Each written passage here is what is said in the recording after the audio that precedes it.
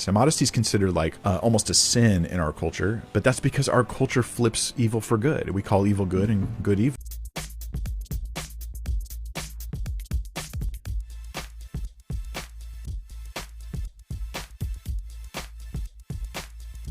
What's up, good people? All my truth seekers out there, we have made it to another Witness Wednesday. We thank God for that. It's a blessing. I ask you, my loyal truth seekers, to please do everything that you can to help this channel grow. Like, share, subscribe, comment, all of that stuff helps this channel to grow. I need you to do that for me. All right.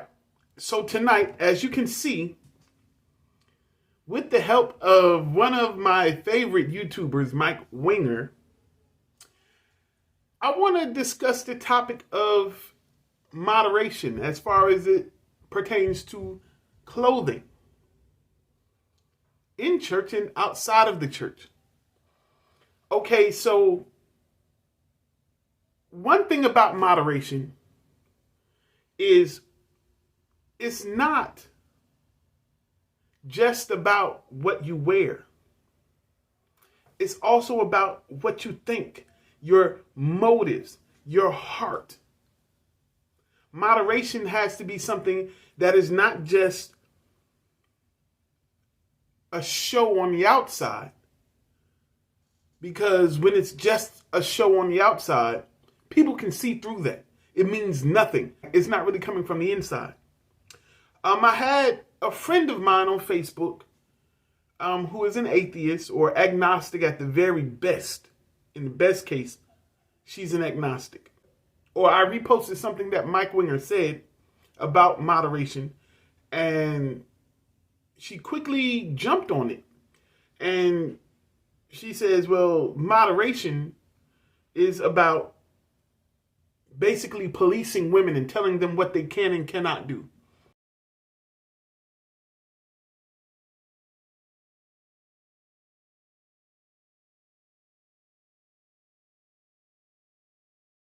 You know, I responded to that and I said, no, moderation is not only about policing women and telling them what they can and cannot wear, but in the context of Christianity, which she is not, and that was who the post was directed towards, Christians. We're not policing people outside of the faith. We are policing ourselves. Therefore, the post was directed at Christians. Therefore, this topic tonight in this video is directed at Christians. How should we as Christians dress? What is appropriate? What is inappropriate? What is modest and what is not? What is moderation? What do you believe is the standard of modesty biblically? I think the standard of modesty is to be modest. Some examples of this is motive related. Motives should not be to competitively look better than others. That's an immodest and a bad motive. Another bad motive would be to draw sexual desire out of others by the way you look. Just the very intention there is immoral. That's what modesty means. Now, modesty is considered like almost a sin in our culture, but that's because our culture flips evil for good. We call evil good and good evil. So I think sometimes it gets a little subjective.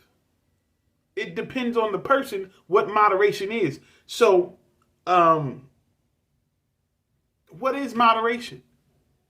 So someone can say, well, if I just got my arms out and everything else is covered, that's moderate. Or some could say, well, my dress may be a little short, but I'm not showing any skin. So that's moderate. Some people go to the extremes and they got all the way up to the cuff and they got their dresses all the way down to the ankles. And they say that's moderate. Some people will be covered up to the neck and down to the toe, but then it'll be as tight as if it was painted on. But they consider that to be moderate because they didn't show any skin. So then you can see how moderation is subjective. One person thinks this is moderate, one person doesn't. So then, you know, we have, as believers, freedom, liberty to dress. But then Paul makes it clear that we should dress in moderation.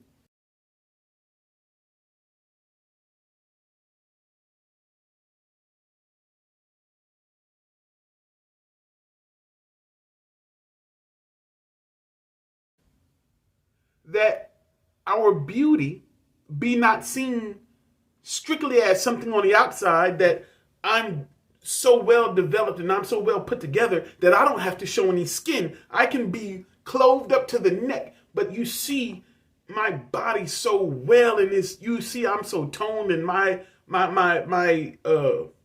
curves are so perfect that I don't even have to show any skin. Is that really moderation? Or the other person who may have lost some weight or something and they're toned up and they look good now and they want to show everything. Is that moderation?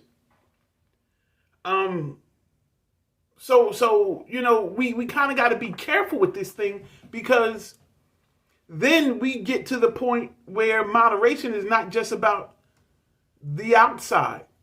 Moderation is about what's going on in here. What are your motives? What is your mindset? Do you have a moderate mindset? Do you have a mindset that says, hey, I love God? Another bad motive would be to draw sexual desire out of others by the way you look. Just the very intention there is immoral. Do you have a heart that loves God, and that loves God so much that, okay, God gave me this nice figure? Or even for the men, God gave me this nice muscular build. God allowed me to have this. So then, do I want to cause a distraction, or do I want to potentially be a distraction for some of my brothers in the church? Or do I want to be a distraction for some of my sisters in the church by wearing things that attract one's eyes to my body? Now, if you have lust issues towards others, whether they're dressing attractively or not, that's your problem. I'm not putting that on them, but they do have a responsibility before God to live modestly. You have a responsibility to not look and to not engage in things. Well, again, just like Mike Winger said in the clip that I played, if somebody just has a problem with lust, that's nobody else's problem. That's your problem. If you have a problem with where your eyes go and what goes on in your mind, no matter what anybody's wearing, then that's your problem. That's between you and God, and you got to work that out between you and God. Nobody should have to dress based on your perverted mind or your lack of self-control. So that part is absolutely true. However, ladies and gentlemen, is your mindset saying, hey, I know that these pants that I'm wearing with this suit, because we know the men have a more form-fitting suit nowadays, or more form-fitting clothing nowadays. I know that these skinny pants that I'm wearing accentuate certain areas of me.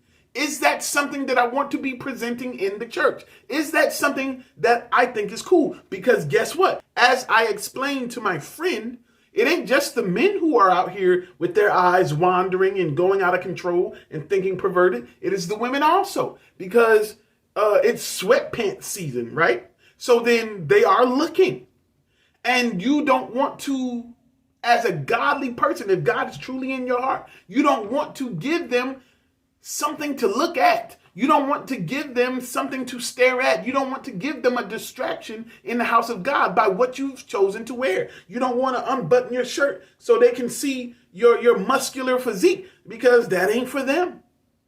Or on the other side for the women, you don't want to wear such a low cut that your cleavage is spilling out, and that when somebody's in the church, a deacon or any brother or a pastor in the church is preaching, and he's looking around and he sees nothing but your cleavage. That's not moderation. And then you might say, well, it ain't my fault if they looking, but it's your fault that you wore that shirt. It's your fault for not having self-control. It's your fault for not loving your neighbor enough to say, I'm going to cover myself up. It's a glorious thing when an attractive person chooses to dress modestly so as not to cause issues for others. I'm going to dress moderately. I'm going to not make my body, or not allow Because you may just be so curvy and so voluptuous that no matter what you wear, it's going to show. And if that's the case, then you can't really help it. But then you do what you can. You do what you can to make sure that your body is not the focal point. That, as the scriptures say, that your beauty shines from the inside out and not let your beauty be only on the outside. Because a lot of people have made it so, well, you can't wear jewelry, that's the Jezebel spirit. Or you can't wear makeup, that's the Jezebel spirit. Or you can't do your hair a certain way, that's the Jezebel spirit. But that's not correct. Now, I will say this. This scripture is talking about having your beauty shine from the inside out. Let people see that your heart is beautiful, not that you just have this gorgeous face, or that you know how to do your makeup so well, or that your body is so great. Don't let people see that as your beauty. Let your beauty shine from the inside out.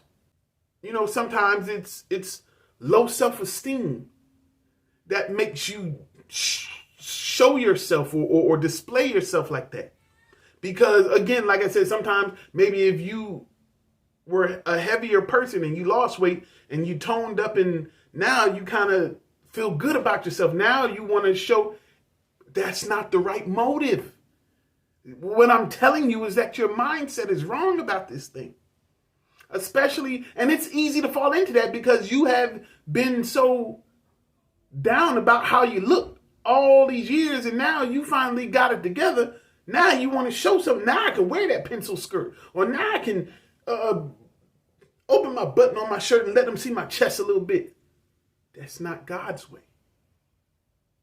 That should be for your wife. That should be for your husband alone to enjoy the sight of your body. Not that you wear clothes so tight that they can just pretty much see your body with your clothes on. That's not modesty.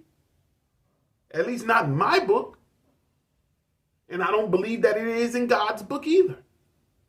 But somebody might say, well, that's your opinion. That's your preference. Maybe so. And nor am I saying, let me get this straight, nor am I saying that you got to come out dressed like Sister Act with the nun. No, I'm not saying that either. If you have to do that for your salvation, for your holiness, to keep you straight, then by all means wear the nun outfit. Don't worry about what nobody else got to say. You get to heaven wearing that nun outfit because you're not going to let your freedoms carry you to hell. At the same time, because you got to wear that nun outfit, because you can't wear any makeup, because you don't want to do your hair a certain way, or because God has moved you from that, don't put that off on other people. That's you. Because God knew what was a distraction for you. God knew what was killing your heart. It might don't bother sister so-and-so to wear her earrings. She might don't think nothing of them earrings. Them earrings probably cost her $5, but you are distracted by it. So then guess what? If I'm sister so-and-so who wears these big gaudy earrings, maybe I shouldn't wear them to church. Maybe I shouldn't dress this way because I don't want to cause a distraction. I don't want people looking at me thinking that I got all this and all that. So maybe I don't dress like that. But does that mean, is the Bible saying that you can't wear red bottoms to church? No, you can wear red bottoms to church. You can wear a nice handbag to church. You can get your hair done. But you should not be coming to church in your mind or your motive in your heart being you're trying to show off, because then you need to leave the red bottoms home. Then you need to leave that bag home. Then you need to leave this and that home. If you're coming to church like it's your catwalk or your runway, then you need to leave that stuff home. Then you don't need to get your hair done in that fancy style, because then you're trying to show off. And that is your point, to show off, to show everybody I got swag or I'm dripping or whatever they say now. No, you have the wrong motive.